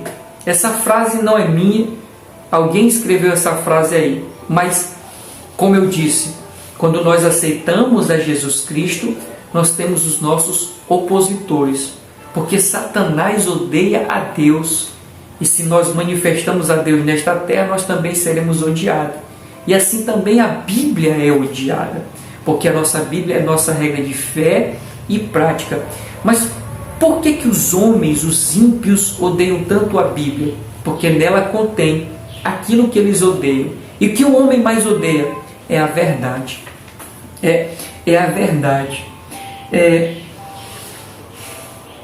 Por isso, quando nós decidimos fazer a vontade do Senhor, desenvolver a obra do Senhor nesta terra, nós nos deparamos com os opositores, porque nós estamos pregando a verdade, fazendo a verdade valer. Por isso os homens nos odeiam, porque os homens odeiam a verdade.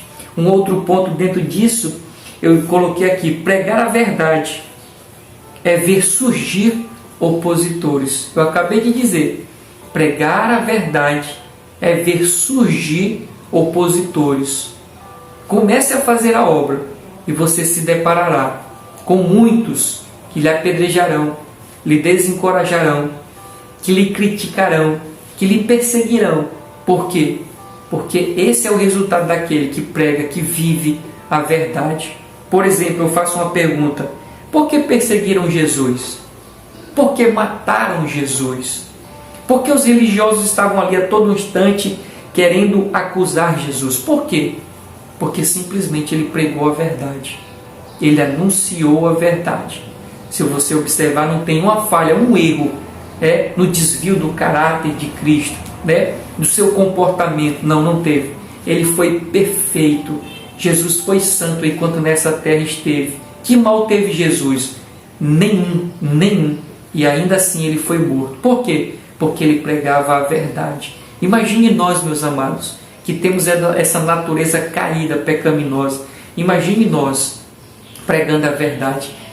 Seremos perseguidos com certeza, mas que nós possamos ter isso em mente, assim como diz o apóstolo Paulo, ou assim como diz a nossa lição, que nós precisamos ter em mente que esses opositores virão, para que quando eles de fato de verdade chegarem, nós estejamos firmes e não desanimados no propósito que Deus tem para a nossa vida. Continuando, a leitura do segundo subtópico diz assim: a prisão do apóstolo Paulo e o enfrentamento contra os seus algozes. A leitura diz: a maioria dos judeus da Ásia que veio para a festa do Pentecostes, ao ver Paulo no templo, começou a alvoroçar todo o povo, lançando mão ao apóstolo, acusando-o de inimigo de Moisés e profanador do templo. Os homens que ouviram esses incitores agarraram o apóstolo e o arrastaram para fora do templo, fechando suas portas. Essa gente começou a pedir o linchamento, ou seja, o apedrejamento de Paulo. E essa notícia chegou aos comandantes chamado Lísia. Ou seja, Lísia, investigou o problema, prendeu e algemou o apóstolo, levando ao quartel-general que ficava na Torre Antônio, onde eram colocados seus presos. Não nos esqueçamos dos milhares de cristãos que têm sua liberdade cerceada por causa da sua fé em Cristo. Então o apóstolo Paulo estava ali para adorar ao Senhor, para festejar, no dia de Pentecostes como os demais irmãos. Mas algumas pessoas se levantaram e incitaram outras pessoas contra o apóstolo Paulo. Inventaram a história de que o apóstolo Paulo não vivia como realmente deveria viver, mas de fato ele estava vivendo. A questão é que inventaram histórias a respeito do apóstolo Paulo e por isso ele sofreu. Infelizmente, por isso ele sofreu. Uma multidão então pega ali o apóstolo Paulo e apedreja, o açoita, e para completar ele ainda é preso. Preso por ser fiel ao Senhor, preso por servir ao Senhor, preso por ser servo do Senhor, preso por viver a verdade. E enquanto isso, meus amados, como diz a nossa lição, muitos cristãos, milhares de cristãos que têm a liberdade cerceada por causa da sua fé em Cristo Jesus. Eu destaquei aqui 2 pontos para nós, meus amados. Muitos sofrem por causa da fé. Talvez você esteja sofrendo por causa da fé. Talvez você esteja sendo perseguido lá no seu trabalho, na escola, lá no seu ciclo de amigo, ou mesmo até mesmo no seu ciclo familiar. Você esteja sendo perseguido por simplesmente ser servo do Senhor. Continue firme. Tem um texto interessante, se não me falha a memória, o apóstolo Pedro, que diz que os irmãos estavam sofrendo, mas outros também da Irmandade estavam passando pelo mesmo jeito, ou pela mesma situação. Então, querido, você irmão, que esteja passando por alguma dificuldade, alguma perseguição, pelo simples fato de ser cristão, permaneça firme, né? Permaneça constante, não desanime, vá adiante, honre a Deus até nesse momento da adversidade. E como disse aqui a nossa lição, não somente você, mas muitos outros, milhares de irmãos, quem sabe passando até coisas piores do que eu e você, mas não negam a fé no nome do Senhor Jesus Cristo. Continuam ali fiel ao Senhor Jesus Cristo, até diante da morte. Irmãos que estão tendo agora as suas esposas mortas, homens, servos do Senhor, que estão tendo seus filhos mortos, né? Mas não desistem da fé, né? Eles honram ao Senhor Jesus Cristo, meus amados irmãos. Um outro ponto que eu destaco ainda para nós é, mesmo em cadeias, somos livres em Cristo. Este sentimento que o Evangelho produz em nós é algo extraordinário, meus amados. É algo extraordinário. Porque o apóstolo Paulo, nessa circunstância onde ele estava, ele foi preso. Ele estava em cadeias. Mas o Evangelho, ele produziu liberdade na vida do apóstolo Paulo. Então, mesmo que sofrendo, nós sabemos que um dia nós teremos descanso. Mesmo padecendo nesta terra por sermos servos do Senhor, nós temos essa verdade viva dentro de nós, de que é apenas um tempo. O apóstolo Paulo, este homem que sofreu tanto, disse assim: porque a nossa leve e momentânea tribulação produz para nós um eterno peso de glória. Observa onde estava a mente deste homem, de maneira que o auxiliava a vencer as adversidades. No céu. A mente do apóstolo Paulo estava no céu. E isso é fruto do Evangelho. Por mais que nós estejamos em cadeias, dentro de nós há essa liberdade. Sabemos que estamos livres das garras de Satanás, livre do pecado e livre da consequência da morte eterna. Por mais que morramos aqui, mas do outro lado nós temos uma vida em Cristo garantida. Louvado seja o nome do Senhor. Vamos para o nosso terceiro subtópico da nossa lição, meus amados. E diz assim: Paulo dialoga com Lísia. No diálogo com Lísia, Paulo fala em grego polido, e o comandante então decide que o apóstolo não era um sicário egípcio procurado nas regiões do império. Esse egípcio levantaram uma sedição contra o imperador tempos atrás. Como Paulo se declarou cidadão romano, Lísia não mais o confundiu com esse sicário e mudou a forma de tratamento com o apóstolo. Mesmo ferido pelos açoites, machucado com o próprio sangue, mas estimulado pelo sentimento do martírio pelo seu Senhor, o apóstolo não perdeu a oportunidade de usar de sua defesa para proclamar o Evangelho. Eis a razão de o apóstolo padecer pelo nome de Jesus, proclamar o Evangelho para as pessoas que o odiassem. Às vezes, somos provados por Deus e percebemos que sua vontade é para que o Evangelho seja anunciado por meio de nós ao enfermo no hospital, ao preso numa penitenciária, ao viciado numa cracolândia ou qualquer outra circunstância desconfortável que ele nos colocar. Estejamos atentos para os caminhos que o Espírito Santo quer nos levar. Louvado seja o nome do Senhor.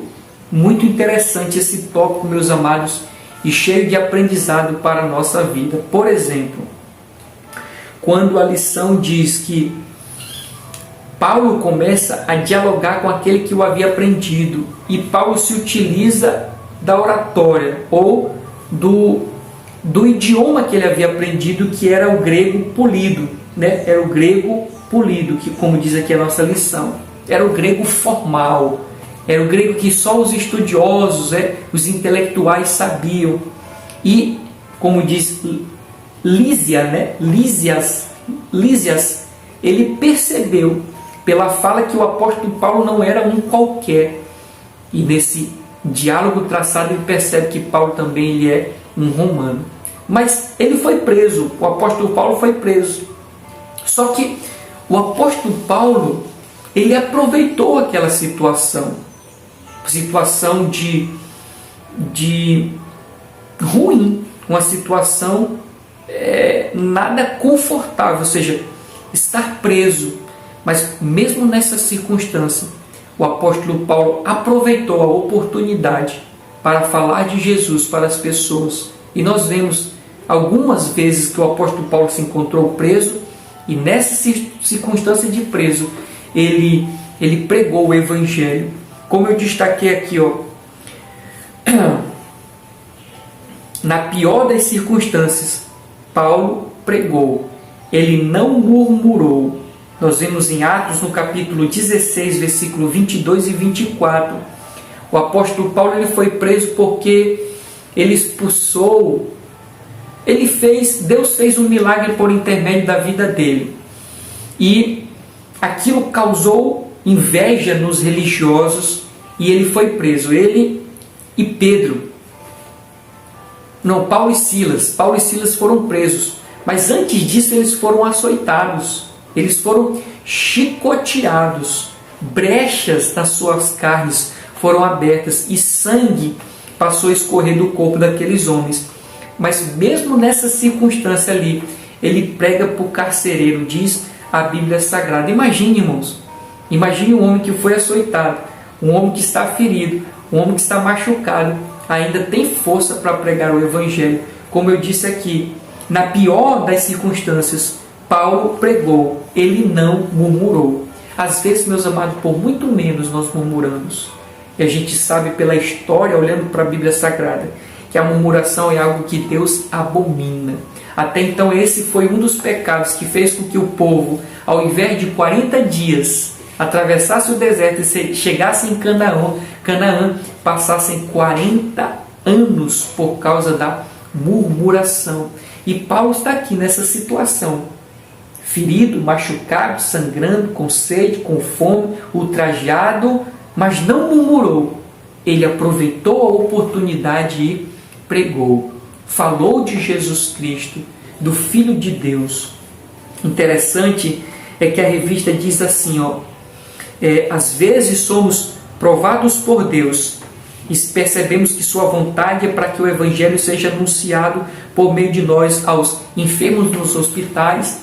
Quem sabe você esteja agora vendo esta lição no leito de um hospital, doente, com alguma enfermidade, e você não consegue, já até questionou a Deus, Deus, por que eu estou aqui? Deus, por que você não me cura? Quem sabe tem alguém aí do seu lado, esperando uma resposta da parte de Deus, e Deus quer usar a sua vida, meu amado irmão, ainda que seja nessa circunstância aí de dor, hospitalizado, enfermo. Deus está querendo usar a sua vida para uma pessoa que está aí do seu lado. Ele coloca outra situação aqui, ao preso numa penitenciária.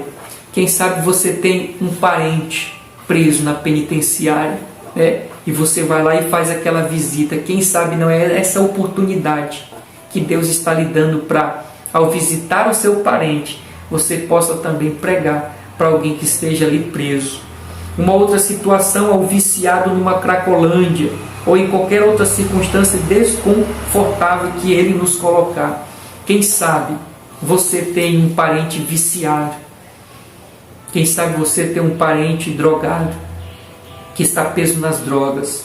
Você tem sofrido, tem padecido, você tem clamado ao Senhor e nada tem acontecido. Quem sabe, não que seja da vontade de Deus que o seu parente esteja nessa situação, mas nessa situação Deus pode criar outros meios para que você possa pregar o Evangelho. Para o amigo do seu filho ou da sua filha que também é drogado, você pode apresentar o Evangelho. Ou mesmo indo lá, né, na boca de fumo, onde ele está, entre os amigos dele, você ir lá e ser profeta de Deus, né? Falar de Deus para essas pessoas, tanto para o seu filho, sua filha, ou os amigos do seu filho, ou os amigos da sua filha. Tudo são oportunidades, meus amados. Depende de como nós enxergamos as coisas. Paulo, eu digo sempre, que Paulo tinha argumento suficiente para ter uma vida amargurada. Paulo tinha motivo suficiente para viver uma vida de murmuração, né? Uma vida de palavra negativa, uma vida, sabe, de derrota, mas não.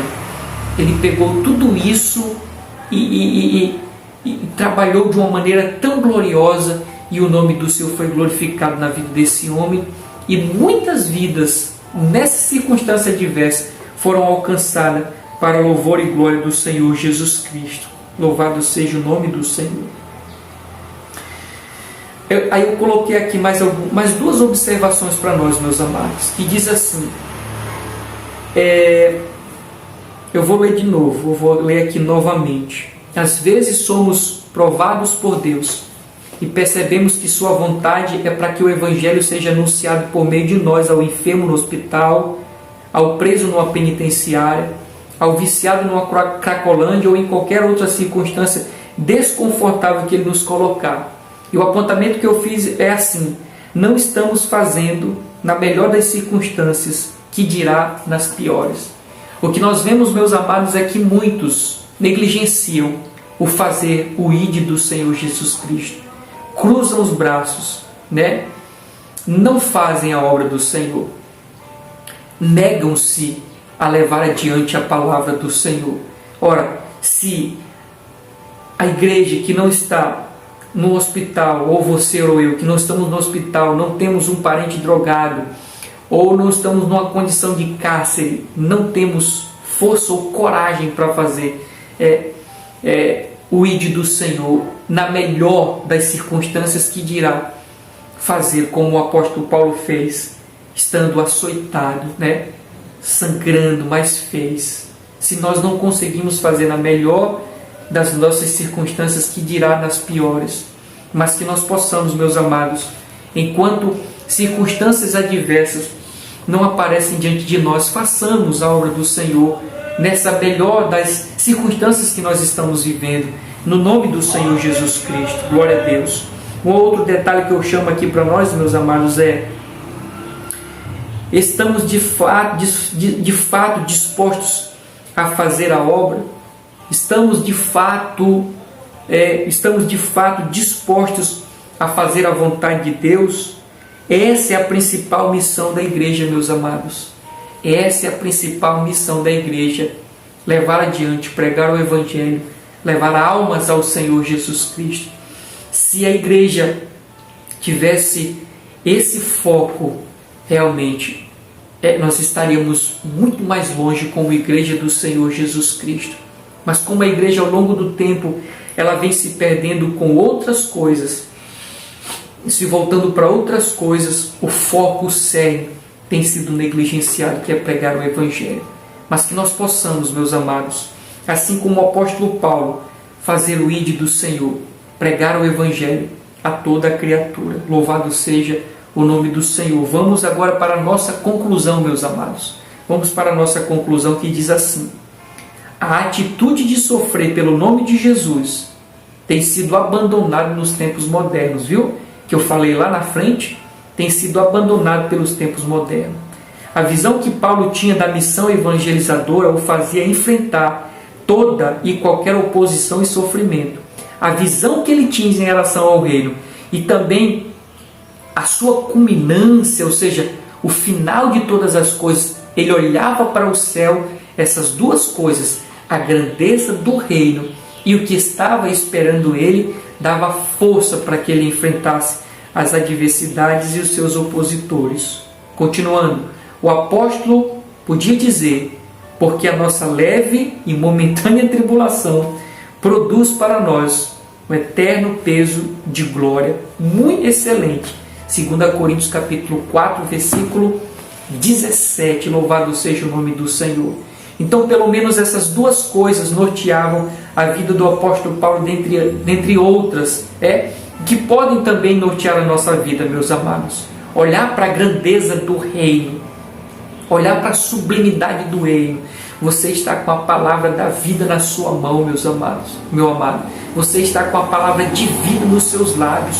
Palavra essa que pode transformar a vida de um homem e de uma mulher que está nas garras de Satanás, perdido, fazendo cidadão do céu. Olha a grandeza, olha a sublimidade dessa missão que Deus nos outorgou. E isso, essa sublimidade, essa honra que Deus nos deu de pregar essa palavra tão poderosa, isso vai nos dar força para superar as adversidades. E assim também pensar na recompensa no céu, nessa gloriosa esperança que é a nossa morada no céu. Que isso nos dê força para enfrentar, meus amados.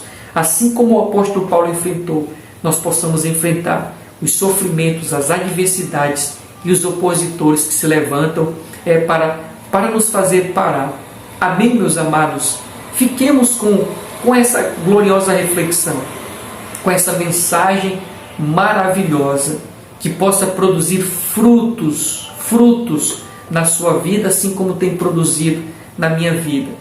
Você que está chegando ou chegou até agora e não é inscrito no nosso canal, inscreva-se, querido amigo, nos ajude, inscreva-se no nosso canal, porque fazendo assim, o nosso vídeo será recomendado para outras pessoas e outras pessoas serão também abençoadas, assim como eu e você estamos sendo, em nome de Jesus. Muito obrigado por deixar eu entrar na sua casa, poder fazer parte da sua vida, Que Deus continue abençoando a sua vida, a sua família, seus planos, seus projetos. E se Deus permitir, estaremos aqui na próxima lição. Um forte abraço, fique na paz do Senhor. Amém e amém.